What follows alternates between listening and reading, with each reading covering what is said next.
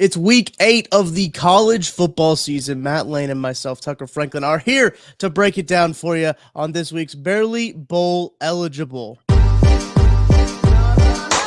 This is KC Sports Network, proudly presented by Emprise Bank. We're Barely Bowl Eligible here on KC Sports Network. I'm Tucker Franklin. That's Matty Lane, hanging out, giving you the best matchups, the best players to watch, everything that you really need to know heading into week 8 of the college football season. Maddie, we got like a whole week for week 8 leading up to this weekend slate. We had Tuesday games, we had Wednesday games, we had a banger of a Thursday game, and there's even a Friday game as we're live on our podcast right now. But how have you been? How has your college football week been?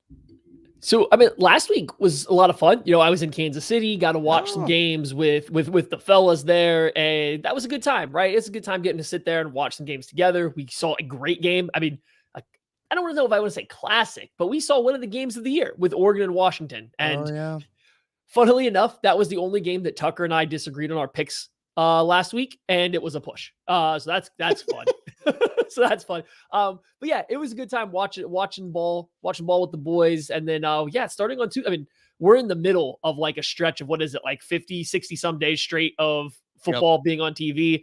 We're smack dab in the middle of it. We had our Dukes, our James Madison Dukes, pulling off the win against Marshall last night in what started out as an ugly game. And now we're just kind of gearing up for what's a very fun, like interconference battling Saturday. It is. There's a lot of conference matchups going on. Obviously, the big one that we'll talk about at the top here. But just overall, the schedule looking pretty good. I always love midweek action. And I think, Maddie, I don't know if you saw this. Conference USA started to play on Tuesdays. Yes. And they call it CU's days. Like a CUS. Like they could have a better name. They need a better name. But I enjoyed the Tuesday games. The Dukes did win. Shout out Zach Eisen in the chat. Young Zach hopping in here. Dukes stay winning. No. They do indeed. They do indeed. But Maddie, we have some updates to the dog rating, to the dog metric. We do. We had some stuff that just kind of had to happen. We're going to see if we can get you guys in here a little bit closer to this. Just me, but we're coming in. Like, I don't know how well everybody can read it, with my light and everything on here, but we're doing the best we can here. So we got the big update here. Luther Burden has supplanted Keon Coleman as the big dog. Okay. Luther Burden's taking it. And this isn't a knock on Keon Coleman. He's been great. He had the one-handed snag last week, which was awesome. I watched them play, and just Luther, to me, he deserved the big dog status. And then honestly, it's probably been a couple weeks too late. Jaden Daniels, also big dog, quarterback from LSU. Anyone that's watched him play, like, you got to know, Jaden Daniels is the guy. I don't think anyone's going to come up on Travis Hunter, but if there's someone that can do it, it is Jaden Daniels. If he keeps taking some of these shots he's been, and LSU keeps winning, then, we got to have that conversation. And then finally, we had to do it. The entire JMU Dukes are dogs. All of them. Every single Duke is a dog. They are, I guess we can't do a second team of Barely Bowl eligible. We already took Colorado, right? We already took on Colorado for this year. But like, if there's a dog team, it's JMU. It's the James Madison Dukes. They're a wagon. They're a dog. They stay covering. They stay winning. They beat Marshall. They're going to run the table. And then they have lawyers trying to fight. They have lawyers trying to fight to get them into a bowl. So, like, that's where we're at with JMU here. I want to add a point to the Luther Burden dog, a reason that we added him to there, because he posted this post on his Instagram story of his own quote that said, "I don't really try to emulate my game after no one. I feel like people should emulate their game after me." And like that is a big dog quote if I have ever heard one. Shout out to Luther. Listen, I'm biased with Luther, so sometimes I have to let Maddie make decisions when it comes to Luther Burden and how good Luther Burden is. But he's played very well. Unanimous, I believe he's a unanimous midseason All-American. So he's playing really well, and I think he's a Blitnikoff. They had him to the watch list, the midseason watch list. So there's a lot of wide receivers, a lot of good wide receivers in the NCAA. But to be a sophomore named to that list with Marvin Harrison Jr., who is arguably one of the best wide receiver prospects we've seen in some time, That's not nothing. Not nothing for old Luther. Yeah. No, it was great. And like I said this to Tucker a couple weeks ago, I was like, Luther Burden, the way he social medias reminds me of a guy that it's like a reminder on his phone that whatever NIL deal he needs to tweet about it or he needs to post about it. And then he does it. And then he immediately signs back off or he has somebody else do it for him. Like he just seems like a guy that doesn't even like post on social media much. And I don't know. I don't follow players on social media. So maybe I'm completely wrong. That's just the vibe I got from him on all of his social media stuff. And I like that for the dog ranking. And again, this isn't like a players, right? This isn't like oh, this guy's the best or not the best. We're not trying to say anything about that. This is just a guy and how he plays on the football field, his attitude and how he carries himself. And I think Luther's taking it from Keon Coleman there. And like I said, we were a little late getting Jaden Daniels on there. He belongs on. We just after that Missouri game where he like clearly was in pain and then came back. It's like, all right, I can't keep putting this off. He has to go on here. And it helps that he is playing well this year because that puts him continuously more in the spotlight. Absolutely agree. The only point I have to add is Dukes. This is the best logo that the James Madison Dukes have.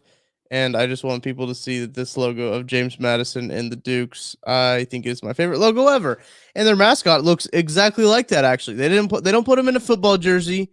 They don't try to put him in pads. They don't try to dress him out like all these other teams do. Nah, regular gray bulldog robe, kind of sick with a crown, obviously, because they are the Dukes and they are amazing. All right, let's get into the barely below eligible watch schedule, Maddie. First off, what shirt are you wearing? Oh, we got a Florida State shirt. We got a Florida State. Hard to read on the camera. I see that now. The lettering is like one of those like optical illusions, huh? Yeah. I thought for a second that it was Oklahoma State because I could just see the A, but I was like, that's red, so it was probably not Oklahoma State. Yeah, no, that's a good looking shirt. I like that shirt. It is. Yeah, the camera definitely makes it a little tricky. I'm looking at it now. It looks a little trippy. But yeah, we got a shout out to Home Field Apparel. We got a Florida State shirt coming in for them. I guess, we'll go and say it this way. Maybe Florida State shows up later on the show, and that's why this shirt made it on the video. Maybe. First game that we're going to talk about is probably, well, no, it is. It is the biggest game of the week. And number 7, Penn State travels to Ohio State. They go to the Horseshoe in Columbus, Ohio to take on the Ohio State Buckeyes. That's going to be the Fox Big Noon kickoff game.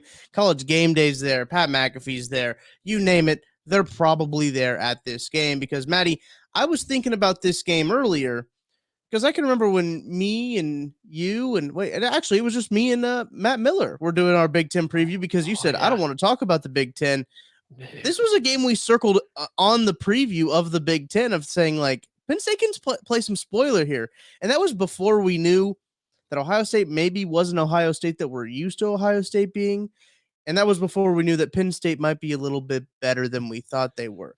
And I will give Matt Miller credit on this. He said this is the most, he thinks this is the most well put together team that James Franklin's had. Not the most talented. He's had a lot of talented guys there at Penn State, but as a team as a whole, he thinks that this is the best team that he's had going into a season. And they've played pretty well, Maddie. Yeah, they have. Penn State hasn't really played, anybody. They've played the typical Big Ten schedule, kind of like Michigan has. And that's the other. We all knew the Big Ten was like a 3-team race between Penn State, Ohio State, and Michigan.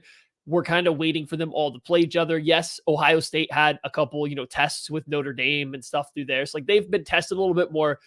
This is the big one, though. This is where we're going to kind of learn a little bit about both teams. And it's in a great year for James Franklin and Penn State. Like they finally might have the quarterback edge, or at the very least, it's relatively even. And both these teams kind of play the same way. They're defensive minded teams that are trying to do enough on offense to let their defenses kind of control the game, win the game. They are essentially doing the Big Ten thing, honestly, right? Like they are doing the Big Ten thing. They do it differently. Penn State wants to pound the rock. They want to run the ball behind 2 really good running backs. Ohio State wants to feature their wide receivers. Yes, they have talent at running back too, but they're more of a passing team. Just neither offense, I think, right now is playing lights out. So I guess this game kind of comes down to which offensive, I'm going to say coaching staff gets one over on their defensive counterparts. Which ones kind of dial up the right shot plays, pull the right levers at the right time, because both these defenses should dominate this game. I mean, again, it's Big Ten game, so I don't know why this is a surprise to me. Just looking at Penn State and Ohio State, you kind of think points. I don't know if we're going to get that. I agree. This is going to be a very stereotypical Big Ten game. Maybe not like a game we'll talk about later in terms of a Big Ten game. But Drew Aller's been playing really well. I think that's been good for him. Good for Penn State as well, for him playing up to that level that that we get to see from Drew Aller. So I was listening to an interview with him. I believe it was on the TV. I can't remember what channel it was, and I was kind of impressed, just like the way he kind of carried himself.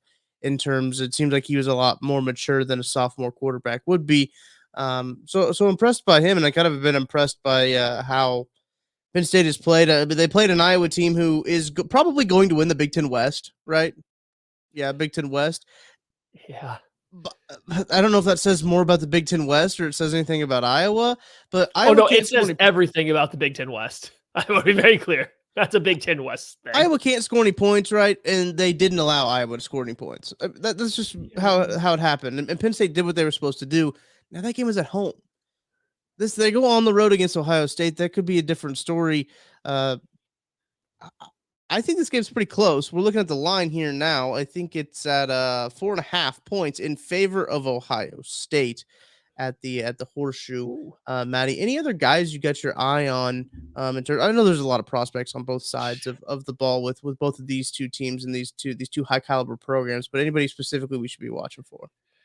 Yeah, I mean, I think Dane Brugler mentioned it on a podcast earlier this week on the Athletic show when they were doing prospects to pros. I think he said he was kind of looking at players to watch and going through this game. I think he said he had like 20 guys that would be competing to be like top 50 type picks, right? Like maybe not all this year, but just in general when they come out. And so like, yeah, that's very true. So like, I'm kind of boil it down to, I think the defensive lines for both teams could make a big impact. For Penn State, you have Chop Robinson, who's one of my favorite edge rushers. The aesthetic is great with no gloves sometimes, no armbands, just raw skin down the arms. Like that's a great look for a pass rusher. He's number 44, but across from him is Adisa Isaac, who's their other defensive end. He's number 20. Those two pass rushers could really get after Kyle McCord when Ohio State tries to drop back. It might make it very difficult to find a Marvin Harrison Jr. who's going to be covered hopefully pretty well by Kalen King, another potential first-round corner for Penn State. And then on the flip side, Ohio State's defensive front maybe doesn't have the same star power as a Chop Robinson or Adisa Isaac, but Tyleek Williams, a defensive tackle, has been playing phenomenal this year. He might be playing like the best defensive tackle in all of college football. So he's number 91 on the middle. He was kind of more of a run stuffer last year, but he's shown up this year and he's been affecting the passer, the run games. Like if either one of those kind of groups, the Ohio State pass rush or defensive line or the Penn State pass rush defensive line takes over, that's who I'm really going to start tipping my hat towards early in this game. I think so too. And you talk about the star power, the kind of what they have on the defensive line for Penn State. They got a pretty good left tackle as well. Olu's a pretty good guy, and they don't necessarily have that for Ohio State on that side of the ball on the offensive line. So when you're looking just in the trenches, I think I'm going to tip my hat there to the Penn State team and sides of both sides of the ball. But another interesting stat, Maddie, before we get into like a pick of this game. Penn State's covered in their last 16 games. They're 6-0 against the spread this year already. But like going back to last season, they're covering machines. Now that doesn't necessarily mean that they're 16-0 in their last 16 games. But they have covered the spread as they are underdogs in this one. 4.5 spread. 13 games, sorry, not 16. But still 13 games. That's a whole college football season they have covered in a row. Thoughts on this line here, Maddie? 4.5, and who you taking? I mean, that sounds about right. These two teams always play close. Really, this game becomes a slugfest, and then late in the fourth quarter, over James Franklin's kind of reign there into Penn State, the game has been really close into the fourth quarter, and then fireworks take off, and it usually results in Ohio State winning a close one, or maybe they jump out and win by double digits. I think that's what happened last year. I think this Penn State team's better right now, though. I picked them to win this game preseason because I just think the way this team is built is more complete. I think they might try to push around Ohio State and have the ability to do it. And I don't trust Kyle McCord to just air it out like some Ohio State QBs in the past. Yeah. I'm going to take Penn State. I also have a fun stat for you, Tuck. Ooh. Yeah, Penn State's 6-0 against the spread this year, right? They are one of only 2 FBS programs that FBS programs that are undefeated versus the spread. Do you know the other one? FBS programs, not a Power 5 team, I assume? No, it is not a Power 5 team. Not a Power 5 team. I don't know. UNLV, the Rebels, Listen, are also 6-0. There's something going on there in Vegas. The Raiders just gave them $1 million donation. Barry Odom's got them boys cooking down there. Are they undefeated still? Like, with a record? That I don't know on that one. I feel like they lost the game, but they must have, not. I know they're bowl eligible for the first time in a while. Oh, if they're bowl eligible, then they are undefeated because you have to get to 6. So they're already bowl eligible. There is an FCS program. The Lafayette Leopards are also 6-0 versus the spread. Ouch. But we had to limit it somewhere, right? Right. Yeah, you gotta draw the line. UNLV does play Colorado State. They're 5-1. Sorry, they're not bowl eligible yet. They are 5-1 this year. Okay. UNLV with that one loss coming to, I don't know. It's not on the screen here. That was a real teaser there. Real cliffhanger for me on that one. Oh, Michigan. Okay. That's probably a good loss. I'd say it's a good loss. Number 2 team in the country. Yeah, but what I was going to bring up about this Penn State game is Penn State has Michigan at home, I believe, this year when it comes to looking at the schedule. Yes. So they have Ohio State, and then they'll host Indiana. They go to Maryland, and then they host 4th? Michigan on November 11th. Veterans Day. So yes. They will host Michigan later on in the season. So the separation between these two games, I don't think you can say like one or the other is a trap game, right? Because there's some separation between them. But I like Penn State in it as well. I'll take the 4.5 when it comes to the pick, and I might sprinkle some money on that money line, truthfully, because I think I like Penn State in this game. They're plus 164 right now at our friends at DraftKings Sportsbook. Pretty good. Pretty good. All right, let's move on to the afternoon game. Number 17, Tennessee travels to Tuscaloosa, Alabama at Bryant-Denny Stadium to take on number 11, Alabama. This is the SEC primetime on CBS here. The 2:30 slot, the 2 o'clock slot with Tennessee at Alabama. Maddie, first thoughts on this one?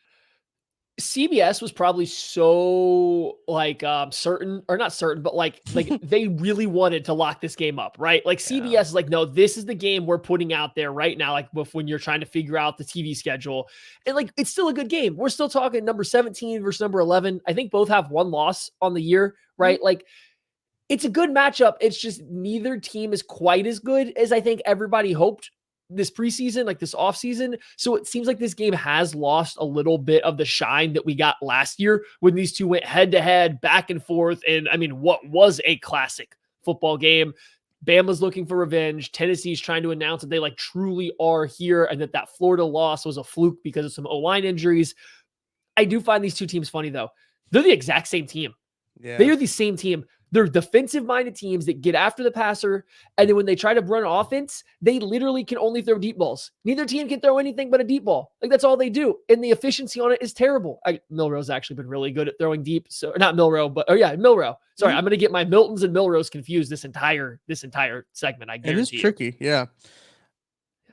What I think is interesting about this Tennessee team, this is a very anti-Josh Heupel offense. When you come and talk about what this team has been for Tennessee, it's like they run the ball and play defense. Wait, what is going on? Like this is a very weird thing to see a Tennessee team like this. I don't know. I feel like there's so many teams like this in the SEC East, Maddie, where I don't know how good they are. Like, I genuinely don't know how good Tennessee is. And, like, as a Missouri fan, I try to, I'm trying to figure out where Missouri's going to stack up in the SEC East. I genuinely don't know. Like, any given Saturday could be a completely different South Carolina. It could be a completely different Florida. It could be a completely different Tennessee. It's so completely different Kentucky. Like Kentucky was just ranked last week. I mean, it's one of those things where you just don't know what you're going to get with Tennessee. And I think Alabama's been fairly consistent. I think this is like their first sign of some inconsistency is this year. But you mentioned Milrose been playing well since he was like named again the starter. This is a weird situation that happened there. But I don't know. I generally don't know. That's what's kind of throwing a wrench in it for me is like, I don't know how good Tennessee is. I don't know how they're going to play. And that's what's been so confusing this year, I think, in the SEC as a whole.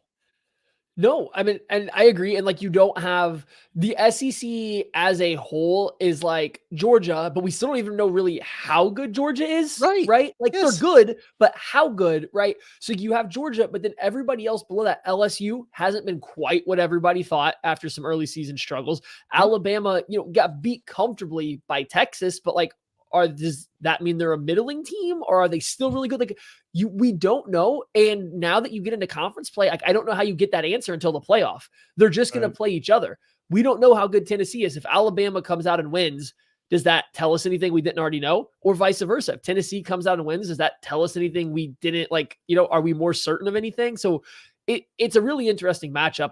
I think it's funny to see this Josh Heupel offense line up with two wide receivers sitting on the boundary, but then know that there's zero ability to throw the ball unless the wide receiver gets past 20 yards. Cause that's just the only chance they have. These two teams are the exact same, just in different colors. And I think that's hilarious.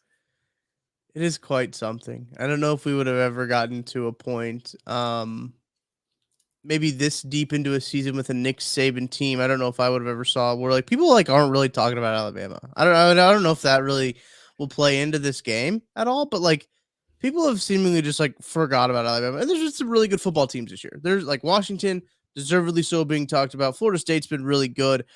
There's been some good teams outside of the SEC get talked about for college football playoff spots. And it just feels like Alabama, especially after they lost to Texas. Texas got that loss to OU.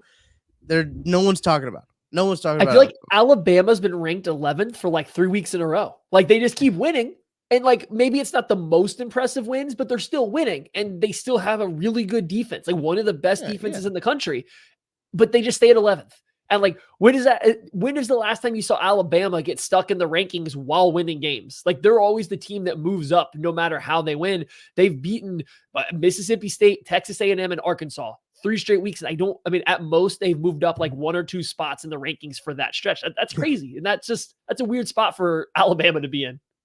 It's a very weird spot. This game it does have a little weird vibes to it. But like you mentioned last year, this was an all-time classic game with Tennessee and Arkansas, or Tennessee and Alabama.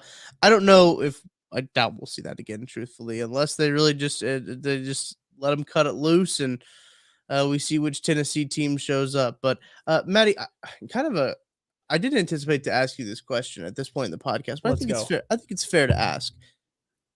I think you and I both agree that the Pac-12 has been the best conference this year. I think so. This year, more than any other year, I wish we had a 12-team playoff because one, we know it's coming. So it puts it in your mind, but two, the Pac-12, I have the same thing with the SEC. We're not getting any read on how good these teams are except for playing each other. What are our big out of conference matchups that we've seen so far to really distinguish who or where everybody is? It doesn't feel like we've had enough of them. Other than to say Florida State wiped the floor with LSU, we haven't really had a big out of conference matchup. So it's hard to stack conferences against each other. For sure. I do think the Pac-12 has been the most impressive out of the teams Michigan looks really good, but the Pac-12 has been the most impressive probably. So that brings me to my point of who's the second best? Because it always feels like it's been the SEC and then it's the other conferences, right?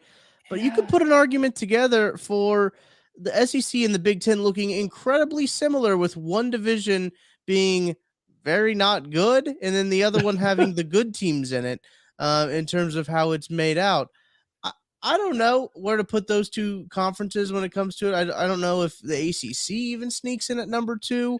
That's the one. Yeah. What do we do with the ACC? They have, I think with, is it the best? I don't know. I guess Texas beating Alabama still counts. Florida State's dismantling of LSU in the second half really counts for something. You still have North Carolina running the table. And while they haven't had a marquee win out of conference, they did play some other teams. Yeah. So is the ACC kind of low key right there? Clemson's always going to be somewhat competitive. I don't know. It's a weird spot this year. And I think it's kind of perfect. This is happening right before conferences kind of really blow up. It is. It does kind of work like that. I think we could both agree that the Big 12 isn't really in that conversation as the second best conference. They've had some good games, but teams overall, they're not really doing it for me when it comes down to it. And really, Texas beating Alabama, that's an SEC game. When it comes to it, next year that's an SEC game. But that's what just made me think about it, because like these two teams, like the inconsistencies within the conference have made me, start to introspect. How happy is the Big Ten right now? Right. How happy is the Big Ten? Like, they have Michigan, who probably looks like the best team in all of college football, right? Just watching them, they just look the best. Ohio State's always going to be Ohio State. Penn State's clearly on a little bit of an upswing. Yep. Oh, by the way, next year, that all those Pac-12 teams that everyone's saying are like making the Pac-12 the best conference right now, they're all coming over. We are collecting all those good ones. Like, the Big Ten's pretty happy with the way this year's going, I'm sure, right now. Absolutely. I mean, they've got to be. And with the SEC getting OU and Texas as well, they do get that prestige and that rivalry and everything like that. Texas, the loss to OU, people aren't really talking about Texas very much anymore. We'll have to see what OU does in the recent weeks to see if that was a bad loss or what the deal was there. But Maddie, back to this game. Let's talk about some players to watch. Let's talk about some matchups, some players that you got your eye on. Obviously, with the prestige of both of these universities, you're going to know that they're going to have some guys that will be hearing their name called pretty soon. Yeah, I think one of the big matchups is going to be Tennessee pass rusher. I don't know how we start here, but this is where we are. Tyler Barron, and going up against whether it's J.C. Latham or the left tackle who's done it for Caden Proctor for Alabama. Latham should be a first-round pick. Tyler Barron's trying to push his name up there a little bit into the top 50. Tennessee pass rusher, been great this year. Just kind of watch how that goes. Alabama's pass protection hasn't been great this year. I mean, they're starting a freshman left tackle who's like 360 pounds. There are some struggles with his mobility at times, right? Like, there are times he gets beat. So can Tennessee really pressure Milroe and make him uncomfortable? On the flip side, I don't know if I trust at all Tennessee's offensive line, especially if their right tackle, Gerald Mincey, isn't playing, to block up Dallas Turner and to block up Chris Braswell, like those Alabama edge rushers right now that, I mean, any game that's close since the Texas game, Dallas Turner's just kind of taken over in the fourth quarter. This might be another game kind of similar to that, to where he just says, okay, nope, we're going to go ahead and call this game, and I'm putting my stamp as like the best edge rusher in this draft class. So back-to-back games here that I think I'm mostly watching the trench play and seeing which defensive linemen stand out. Interesting. We need more trenches on the dog metric, so it's good. Need a lot more of those guys. But let's look at the line here. 8.5-point favorites are the Alabama Crimson Tide at home at Bryant-Denny Stadium. And Alabama's covered the spread in 12 of its last 13 October games versus AP-ranked teams. Seem to be pretty good covering against ranked teams. Tennessee against the spread this year, 4-2. Alabama, 4-3 against the spread. Matthew, who are you picking in this one? This line seems kind of big to me. Like I said, I think agree. both of these teams are pretty much the same team right now, right? And both of them in the past 2 weeks have played Texas A&M. One of them won 26-20, the other 20-13. Again, they're the same team, and we're giving Bama 8.5.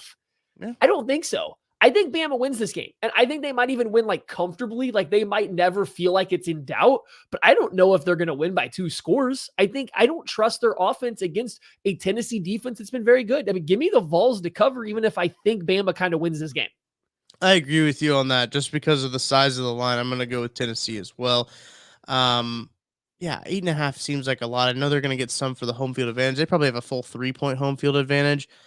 But even at that point, I think 6.5 would probably be where I might take Alabama. 5.5 might be where I'd take Alabama. Yeah. I think if Bama could win just by a single touchdown, I think I'd feel okay with it, right? Because like then you get into overtime. So like you get into so many scenarios where one touchdown, I'd start considering Alabama. But the 2 scores is no. And like, I don't even know if it was just straight 7, I'd probably just even stay away. Right. I would probably just stay away. 7.5, still Volunteers. Right. Like it seems like a 1-score game to me. And yeah, that's where I fall on this, on the whole betting lines thing here. I'm with you. Let's get into this evening game, an ACC game. Speak of the devil. Let's go. Whoa. That's the Blue Devils. Speak of the Blue Devils, the Duke Blue Devils, number 16 in the country, by the way, Duke Blue Devils. And no, we're not talking about basketball. They'll travel to Tallahassee to take on number 4 Florida State in an ACC clash. That game will be on ABC. the old primetime ABC game. Chris Fowler, I assume Kirk Herbstreit on that one. The sounds of college football all around. Maddie, first thoughts on this game? I wonder if Riley Leonard's going to play. That's my thought. Last week they went out there and he warmed up, and there was never a chance he was going to play. Apparently, they just wanted to let him warm up. He's going to go out and warm up again, I'm sure, for this game. I don't think anyone knows. I don't think Mike Elko is going to tell you. It's just you're going to show up and you're going to find out. And so here we are. Like, if Riley Leonard plays and can move, that's a big thing. Riley Leonard has to have his mobility, or I don't know if he accounts for as much of like a boost in this game for the Blue Devils as, one would think. He's not like a pocket passer. He's not going to go out there and dice up this Florida State defense. He has to be a little mobile. So that's the big thing I'm watching. And then outside that, like, I love Mike Elko's offense or defense, like the way he calls the game, the aggressiveness they play with, all the blitzing, all the pressure. They are just always going 100 miles an hour, and it's so much fun. Florida State's clearly the more talented team, but this Duke team finds a way to pull everyone down, to play on the same level, let that scheme kind of shine. And Florida State and Jordan Travis, they are a team that will make mistakes. Like, right? If not, you don't have to bait them into it. If you just play fast enough and pressure them enough, not just like pressure the quarterback, but like put enough pressure on them, they will make mistakes. They can also blow you out because of the talent, but they are prone to mistakes. Like, this could be a really fun game if that defense is clicking like it was against Notre Dame, and if they can get enough on the offense from a backup quarterback or Riley Leonard to make Florida State not feel completely comfortable. I was looking up some quotes and just wanted to see what Mike Elko was saying about this. Maddie, as you mentioned, he's not going to tell anybody. If like they don't have to. That's the thing about college athletics; they don't have to. In the NFL, they have to. Well, Haskell Winningham over there in Utah about Cam Rising and see where that gets you. They don't have to say anything. And he said Riley's doing good. He really is. He was out there practicing today and throwing the ball around. He's still day to day. We will not put him in a position to put that ankle at risk, but I do think there's a chance we're able to get him back healthy on Saturday and able to be playing at the level he's capable of playing. Now, Florida State, it looks like here, allowing 18.3 points per game, and quarterbacks to throw an average of 221.7 yards per game as well. Henry Bellin is the I believe, is he a freshman or a sophomore? I think he's young. That was the starter with Riley Leonard injured. But yeah, I think if there's a backup quarterback in there, I don't know if I like Duke's chances all that much in this game. Truthfully, Riley Leonard in the game makes it a little bit more competitive. But I think what also plays into it is I think Florida State's like good this year. Like, I think they're college football playoff good, and I think that this is a way that they can kind of flex that muscle, show that authority when it comes to, all right, yeah, like we're going to take care of the games that we should take care of. This is number 16, I believe, versus number 4. So, like, in ranking terms, they should be able to handle it, obviously, like that. At home as well is going to be big for Florida State. They got a good home field there. I want to get to that to the field over there in Tallahassee and watch a game. I think that'd be a cool environment to see a game in. But Maddie, some guys that you got your eye on. I know there's some big ones. I saw today you had tweeted out your pass rushers, your updated midseason rankings. Jared Verse, I think coming into the season, me and you were both pretty high on him, but kind of fallen down a little bit on the rankings. Yeah, so Jared Verse, he added some weight this year at Florida State, and I think it's because like they're kind of having him plays a little bit more, like they're doing a little more strong side, weak side stuff. And so like I think that's what they kind of got going on, but like I think it slowed him down, right? Like they tried to clear some space for Patrick Payton to get on the field a little bit more across from him, and so Verse is playing a little bit heavier. He's up to like 260, 265 now, and I think you still see there's some power there, but I don't know. I think he should lose that weight again once it goes NFL time, like get some of that burst back. This would be a good game, though, going up against, is it going to be Graham Barton, Duke's left tackle? Mm-hmm. Can he come in there and kind of dominate that matchup? It's a matchup that, like, whether or not it's a Duke backup, not a backup, just Jared Verse's ability to play the run and the pass, this would be a good time for him to have a dominant game, something that we haven't really seen from him yet this year. So, like, I think that's a big one. Flip side, I guess this is like the all Trent show. Dwayne Carter, the defensive tackle from Duke, he was really disruptive. He was living in Sam Hartman's lap in that Notre Dame game. I think that they very well might do that again in this one. Florida State's offensive line, isn't the best in all of, college football. They have good talent, but they don't always play really well. And I guess to even this out a little bit, Al Blades is probably going to get a lot of matchups with Keon Coleman or Johnny Wilson. He's going to be giving up a lot of size, but the Miami transfer is going to be going out there and competing. They need someone to step up and at least make it difficult for Coleman and Johnny Wilson, maybe get their hands on a football. It's like there's actually a lot of really good matchups for guys trying to get to the NFL in this one. Al Blades is a hell of a name. He's Al Blades from Miami to Duke. He's Al Blades Jr. So there's another obviously. Al Blades walking around. I mean, if you're Al Blades, are you really not going to get an Al Blades Jr.? That's fair. Come on. You're locked into that. But imagine being Al Blades and going from Miami to Duke. That's quite a transfer right there. That's a culture shock, I'm pretty sure. That would be a culture shock. But Maddie, let's get into the picks of this game here. Florida State favored by 14.5 points. That says they don't think Riley Leonard's playing. That's what that says to me. Yes.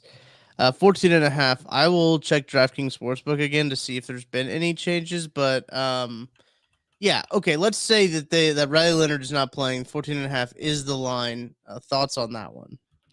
That's a big line for two ranked teams, especially the way Duke's been playing, right? Like, when's I was kind of pulling it up now. I should have had this prepared. When's the last time the Duke Blue Devils lost by, double digits? I don't feel like that happened last year at all. Yeah, definitely didn't happen last year. They have only lost one game this year, so it didn't happen this year. They don't lose by 14.5 points. Mike Elko has them playing good ball. Like, yeah, I get it. They didn't have the toughest schedule last year. They played some of their toughest competition, North Carolina, Miami, whoever else you want to put in there, relatively tough last year. It was like, so out of principle, I have to take Duke and just think they'll be able to keep this game close. They'll play a little ball control, right? They like tempo against teams they're favored in. They don't like to go tempo versus tough matchups. So I'm going to take Duke. That's just too many points for me to give up from a head coach who I think has been doing an excellent job there. Yeah, he has been doing really good. It's really interesting, this stat that our friends at DraftKings Sportsbook have pulled for this game. And it says the team ranked number 4 in the AP poll has covered the spread in 7 of its last 8 games. Yep. Florida State, the line hasn't moved, by the way, 14.5. I'm going to operate under the assumption that Riley Leonard's not going to play, and I'm going to take Florida State in this one. Here we go. We finally got some competition. I think Florida State's good. Like I mentioned, good. And last year, I guess it's 2020. 2020 was the last time these two teams played. Is that true? That sounds correct. This Duke program was in a whole different place in 2020. So it doesn't count. Yeah, you can't really take anything from that game. I was going to say it's 56-35 Duke. Or not Duke, Florida State. But Florida State was also 3-point favorites. Florida State was struggling at the time, right? They were doing all the coaching changes. I think Norvell wouldn't have even been there yet, right? 2020. That might have been his first year, maybe. Right. So, I get why it was there. It's just, I don't think there's much. The only thing you can look at for Duke is the past, year and a half now. And they're competitive. Every time they go out there, it's a competitive game. I think they're out talented. No Riley Leonard. I wouldn't be shocked to see it go over 14.5, but I'm trusting the Elko on this one. Fair enough. All right, let's get into the wild card game. We're going to the Pac-12 here. Number 14, Utah travels to number 18, USC. Oh, boy. Oh, this has got to be a bounce back game for old Caleb Williams and the Trojans because they looked bad last week. As this game is going to be on Fox. It's in LA, obviously, at the Coliseum at 7 p.m. Central Time. Maddie, thoughts on this one? I wish Cam Rising was playing. Yes. That we could see what this Utah offense is because it is one of the most abysmal things to watch. This is Iowa in the mountains, but not only is Iowa in the mountain, Iowa, when they travel, they're still the same team. They're still the exact same team. Utah's offense somehow gets worse when they have to go on the road. I don't know how they pull it off, right? They finally last week or their last game against California hit the ground, literally ran the ball for, I think, over 300 yards. But that was the first time they had been extremely successful running the football all year. Cal doesn't have a great defense. Not that USC does, but USC's run defense has actually been okay this year. Like it's been middle of the pack in all of Power 5 football, and it's not terrible. So I struggle to see how a Utah team going on the road is going to all of a sudden find an offense. And you add on to that the revenge factor of Utah essentially, destroying USC's entire world last year twice. Like I have a hard time seeing this game maybe even being competitive with what we've seen from the Utah offense so far. I really do. It's been bad. And it's sad because basically coming into this year, they did have a lot of expectations with Cam Rising, Brent Kuthi as well. Brent Kuthi, the tight end, they had a lot of expectations with him. Both of those guys have not seen the field yet this year. Both guys suffered ACL injuries last year, have yet to see the field this year. Kyle Whittingham was asked about this because it's going on week 8 now, and we haven't really had any new developments on these guys. I believe there was what week was it, Maddie? Where I think Brett McMurphy said Cam Rising is going to start this week, and then it was no, he didn't. It's like week 3 or 4. It was whatever their first bigger matchup was. Maybe it was the UCLA game. It was, yeah. Yeah, and he's not playing this year. There's just no chance, especially if they go ahead and if they lose this game here. I just think there's zero chance. I don't think he's going to play this year. So this is what Whittingham said. He said it's just a situation where we're waiting week after week for the thumbs up. We are at the midway point, so I don't want to say the clock is ticking, but we'd love to have either or both of these guys back as soon as possible. Again, it's just a waiting game. We're waiting for the go-ahead. So then, naturally, somebody has to follow up is hey, medical red shirt? Is that gonna be a thing? Are these guys is Cam Rising gonna be in college till he's 35? And he said, not yet. Medical red shirts are now where it used to be in years past. If you voluntarily redshirt and then had an injury, you didn't get the year back. Now you can get it back no matter why you redshirt in the past. I shouldn't say no matter what. They call it a coach's decision, which every redshirt is a coach's decision. That's a possibility, but it hasn't been talked about at length or in detail. But it's certainly one way that this thing could break. We'll see what happens. It sucks because I do think Utah this year was when I was doing some research, I think I saw some people call it a dream season for Utah going into this year. I think some people had some high expectations for this year. Okay, we'll get Cam Rising off of injury, Brent Kuthi off of injury. We'll be good. We got a defense. We play well at home. Yeah, we've got Cam. We got the Williams' number. We've got Lincoln Riley scared of us. We got it figured out. And then the injuries have absolutely not only these two guys obviously has been bad, but all across the board they've been dealing with injuries all year. That has kind of derailed this season.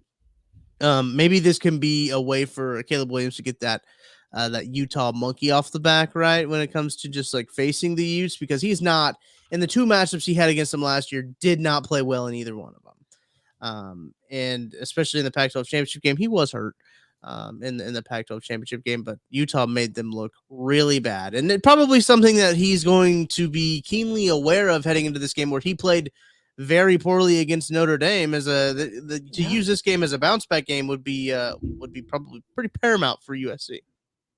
Yeah, and that's the thing is I wanted to see a good matchup here. I wanted to see Caleb Williams come back from the adversity of losing to Notre Dame and then going up against the defense that I guess Utah in the first game didn't really shut down USC, but they made it difficult, right? Yeah, they made it difficult on Caleb Williams. They still scored 40 points. So, but they made it difficult. I wanted to see that, and I just don't know if it's going to matter. I feel like USC can throw. They can turn the ball over a couple times. Maybe they can't throw pick 6 like they would against Notre Dame, but they can turn the ball over once or twice. They cannot play great on offense and still probably win this game with ease. I just don't trust that Utah offense. I am watching this for USC. I need a wide receiver to step up, right? They got Jordan Addison out of the transfer portal last year. He was very good for them, even if didn't put up crazy numbers, but he was very good. This year, their leading receiver is Taj Washington, who's good, but he was another transfer that came in last year from Memphis. And then Brandon Rice is leading the team in touchdowns. Mario Williams has never been able to capitalize on that hype that you got from Caleb Williams, a connection to him at OU. They even went and stole Dorian Singer from Arizona. They can't figure out what to do with him. I need a wide receiver for this team to step up. And I think this is a good week to do it. I do think they're going to try to throw the ball around this Utah defense. Just because, like I said, you just said the injuries. I don't think this Utah defense is quite what it has been in the past, especially on the road. And then I don't think there's a threat on the offense to be afraid of. So I feel really good about USC in this game. I agree. I'm right there with you when it comes to the thought process of it. I was going to say, good thing for the Utah offense that USC defense stinks as well. So, Yeah. uh, They're just a lot worse first the pass than they are the run, right? Like that's the one thing against them. Like they can't cover. They can kind of play against the run. Kinda. So USC only favored by 7 points in this game. Again, another line where it's kind of confusing. I think Cam Rising's coming back for this. I don't know. I think they're getting both guys back for this. That's kind of weird. 7-point favorites, Maddie, against the spread this year. Utah is 3-2-1, USC 2-5. A team that you don't really want to pick with the spread. USC, it seems like, but who are you taking in this one? I'm going USC. I mean, I kind of laid it all out through everything else. I struggle. I haven't had a good read on Utah. When I've taken them, they haven't been quite as dominant as I thought. When I've picked against them, they have. But I think it's the whole thing, making them go on the road against a USC team off a loss. Like USC can score 24 points in this game, and I think that's a cover. They can score 21 and probably cover this game. That's just like how little I think of Utah's offense. I don't think USC's defense is good. But like you watch that Notre Dame game, right? Like they made Notre Dame's offense work and it still never looked good, but they made them kind of work on those short fields. I'm going to trust USC to not be that bad on offense again and Utah to not be as good as Notre Dame, traveling on the road. I'm right there with you. USC has covered the spread in 8 of its last 9 games against AP-ranked teams at the Coliseum. And also, did you know that the Coliseum's official name is United Airlines Field at the Los Angeles Memorial Coliseum? I almost said Angels. United Airlines Field at the Los Angeles Memorial Coliseum. No thanks. I'll just call it the Coliseum. And well, let's move on to our second wild card game. We're going to go to the Big 12. Are we going to hit all Power 5 conferences? Big 10, ACC, SEC. Yep. Oh, look at us go. That was not planned. TCU at Kansas State. Hosting. Kansas State's been on the road, I think, for the past 2 weeks when it comes to the game. So they're back home. This is a night kickoff, 6 p.m. in Manhattan, Kansas on ESPN2. Kansas State favored by 6.5 points. Maddie, thoughts on this matchup? This is a fun matchup. We're running back 2 games from last year that were both very good. Ended up being the Big 12 championship game. I don't think TCU or Kansas State have had the years that they were hoping for so far, right? K-State is obviously in a lot better spot than TCU is right now, but I just don't think either team has been quite where they want it to. If Kansas State coming off of that game, the good job for them to beat Texas Tech, right? Good job to hold on to that and win that, but they're still, I don't know if they're feeling great. TCU has been rolling with their backup quarterback, who is somehow, he's better than Chandler Morris. Apparently, if you go to TCU and you back up Chandler Morris to start the year, you're just apparently a good college quarterback. That's what it comes down to, right? And it's that's where we kind of are. I think this game's intriguing just because of who the two teams are. This to me is just kind of a fun watch, right? This is a game I just want to throw on and see what happens, even though I don't know if either one of these two teams are going to have significant New Year's Bowl or playoff implications. When we were going over the potential just discussions of which games, I think this one has the most storylines when it came to other potential games. It's really interesting what Kansas State's going to do at the quarterback position because Avery Johnson came in and looked like a dude. He looked. Play him. That's all they need to do. It's simple. I can solve it for them. Play him and not Will Howard. 100%. But the folks on the 3 Mile podcast, they talked about this too, and I tend to agree with them. It does seem like Chris Kleiman has made mid-season adjustments maybe a game too late. Because they pointed to last year to the Adrian Martinez decision. They waited until after the Texas game to say, okay, let's play Will Howard. Let's make Will Howard the starter. Do they make the same mistake here of saying, okay, we're going to put Will Howard back out there, which what a year for Will Howard, by the way, to be supplanted basically the same way that he supplanted Adrian Martinez is almost poetic justice in some sort of it. But a 5 touchdown performance from Avery Johnson, basically doing all of it on the ground. I think he had 32 passing yards. That offense is going to have to look a little bit different, I think, with Avery Johnson is the quarterback moving forward. They got to change a little bit more. But that's the thing about having 2 quarterbacks now. You don't want to stifle one guy because one guy is currently playing well. I don't know. But that's an interesting storyline when you talk about just with Kansas State is Josh Hoover, who's playing for TCU right now, correct? Yeah, Josh Hoover is a redshirt freshman and came in Yes. for Chandler Morris, who is hurt. And all of a sudden, that passing offense kind of looks similar to what it did last year. They don't have the same weapons, right? Like you lose Darius Davis, you lose Quentin Johnson, like you lost a lot of guys to the NFL and a couple running backs. Like you lost a lot of players, but like at least the offense now looks like it's the same conceptually as what it was last year. Whereas under Chandler Morris, like it started last year, it just wasn't working. I think Sonny Dykes has got to let him go. I don't know what's happening in practice where Chandler Morris is getting all these nods, but like it's not clicking for them there. It's not. Kansas State 6.5-point favorite at home. Maddie, what do you like in this matchup? I'm going to go K-State. I think they kind of figured something out a little bit with getting Avery Johnson going. Our guy, Ben Sinnott, also on the dog board back here, has been for a minute. We like him. We like Avery. I think you just play those guys, then you just let your garbage disposal of a defense do the garbage disposal thing that K-State does, right? You grind it up, you make it ugly. I don't think TCU just has the raw athleticism and talent this year to challenge that in the way they did last year, to keep it super close the whole time. If K-State plays Avery Johnson in the same rate they did last game versus Texas Tech, they win. If they try to gut this out with Will Howard and get it to a more legitimate 50-50 split or lean on Howard, I have a lot less faith in it. I think Will Howard's played bad football this year. I just think he's been not good. He's played poorly. If Will Howard plays over 50% of the snaps at quarterback, I would probably change this. I just trust them to go with Avery Johnson here. Favorite has covered the spread in each of Kansas State's last 7 games at Bill Snyder Family Memorial Stadium. Listen, TCU 3-4 against the spread. Kansas State 4-2 against the spread. I am going to take the Cats as well. When it comes to this one, big TCU guy, but I think they make it interesting. Yeah. But I do think that the Cats ultimately, I think they figured something out with Avery, and I think they got to stick with that. And I would hope that they see that as well, right? I think it'd be naive for me to think that they're gonna go out there and just be like, oh, that was pretty cool against Texas Tech. All right, let's go back to what wasn't working in the first part against Texas Tech. So my concern would be they come out with Will Howard to start the game and they're like, oh, if we get behind, we'll throw in Avery Johnson. But like, what if you do fall behind 2 scores early and now all of a sudden like you can't really just run it? And like now he has to be a pure throw. Like that would be my only concern of what they might do. But like, I think, I don't know how you look at that team like, nah, we're not going with Avery Johnson. I just don't know how we're doing that. Yep. I agree. Last game here that we got is the Sickos game of the week.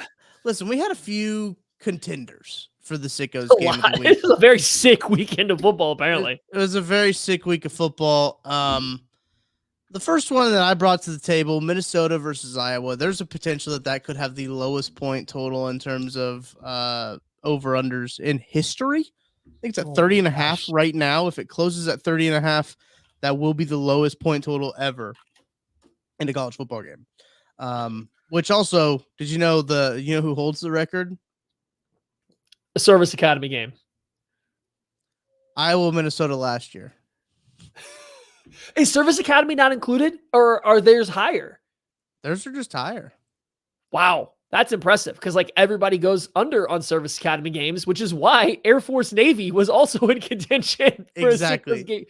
Contention, because here's the one thing about this. Air Force's quarterback's actually good, but he's hurt. Zakar Larrier, I think is his name, is how you pronounce his name. He's actually really good, and he can throw the ball somewhat well when they do it. They don't do it a lot, but their triple option's good.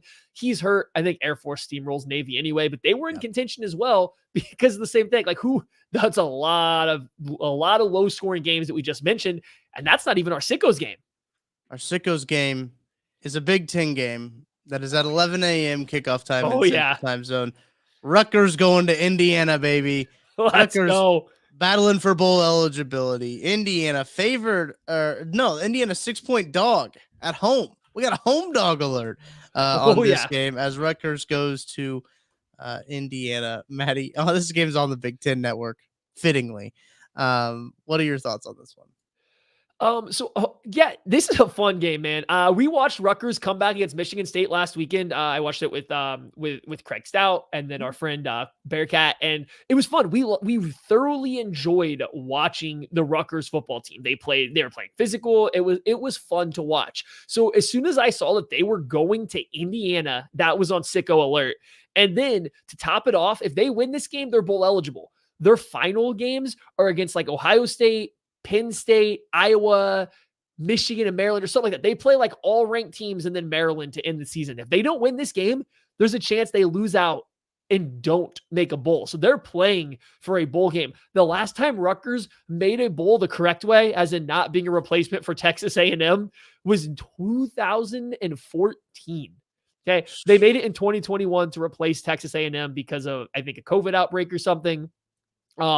Says that it was 2014 and they might be back this early in the season. I'm excited for the Scarlet Knights. They have some guys too, just real quick. Their running back, Kyle Monangai, he's a junior, shorter guy, but runs so physical. He's pretty explosive. He's a lot of fun to watch. And on the flip side, Aaron Lewis is kind of like a long, lanky edge rusher there on the outside. So he's fun. They have some players that might make it in the NFL. So it's a fun Rutgers football team playing against an Indiana team that I don't think has any life. Give me Rutgers -6. I'll take Rutgers by more than a score against Indiana, even though they're going on the road. I like Rutgers in this one. Yeah, heavy lean on Rutgers. This is the most like breakdown I've ever given for a sickos game, but just because I happened to watch them have the comeback against Michigan State, and they were fun. So yeah, give me Rutgers in this one. This has got to be one of the sickest games, though. I mean, like Rutgers, Indiana. Like when you're tired of watching Ohio State and Penn State go 3 and out, just flip on over to the Big Ten Network so you can watch Rutgers, Indiana go 3 and out. This is I know that YouTube TV does like the quad box, and I don't know if you can pick what games are on the quad box. I think you're just like stuck with whichever quad boxes they give you. This is one that they're going to throw in the quad box, and you're going to be like, what? Why am I watching this one? And all of a sudden you're like, whoa, you can't stop watching it. Keep it. I mean, Rutgers is fun. They might not be that great, but they're a fun team. So yeah, keep this on your quad box. But yeah, this is a fun little noon sicko game here. It is indeed. All right, Maddie. Any final thoughts on this week of college football before we wrap it up? I think at the end of this week, we're going to have a couple shakeups, like in the top 20 rankings, top 25. We'll have some potential playoff picture, like clarifying games, right? Like, is Florida State as good as we think? Can they just handle Duke, who might be shorthanded? What is Alabama's outlook? Penn State, Ohio State, the first of the dominoes in the Big Ten. We're going to have some potential college football playoff implications after this week because you do have a lot of big matchups. So I am excited to see things start to shake out a little bit, and it should be fun. They spread the games out this week, right? They haven't done that every week. They spread the games out this week. So like that's the good news. The first college football playoff rankings will come out on Halloween. Actually, Halloween will have the first college football playoff rankings. So 2 more weeks of college football before that. 2 more weeks before we get those first college football playoff rankings. Very excited to see how all that shakes out. And that's going to do it for this week's edition of Barely Bowl Eligible here on the Always Draft Season YouTube channel from KCSN. Make sure to like the video, subscribe if you want more draft content, and we'll be here next week at noon Central Time, going live, breaking down next week of college football. For Matt Lane, I'm Tucker Franklin. We will talk to you guys next week. Go Dukes!